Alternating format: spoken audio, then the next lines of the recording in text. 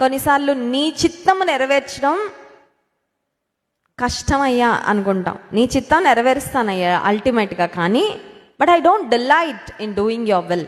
కష్టంగా దేవుని చిత్తాన్ని నెరవేరుస్తాం కొన్నిసార్లు, కష్టంగా దేవుని చిత్తాన్ని అంగీకరిస్తాం కొన్నిసార్లు ఇంకా వేరే ఆప్షన్ లేక ఇంకా ఆయన చిత్తం లేండి నేనేం చేయగలను అన్నట్లుగా ఇష్టంగా కాకుండా కష్టంగా దేవుని చిత్తాన్ని తెలుసుకుంటాం, కష్టంగా దేవుని చిత్తాన్ని నెరవేరుస్తాం. ఆప్షన్ ఉంటే తప్పించుకోవడానికి ప్రయత్నం చేస్తాం. కానీ దావీదు భక్తుడు చెప్తున్న మాట, నా దేవా నీ చిత్తము నెరవేర్చుట నాకు. What is God looking for?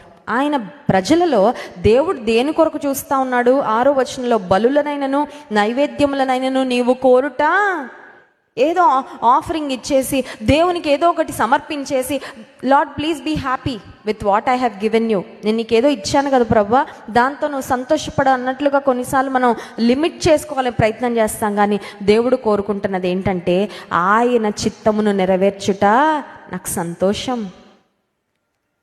మాట వినుట శ్రేష్టము. It is better to obey.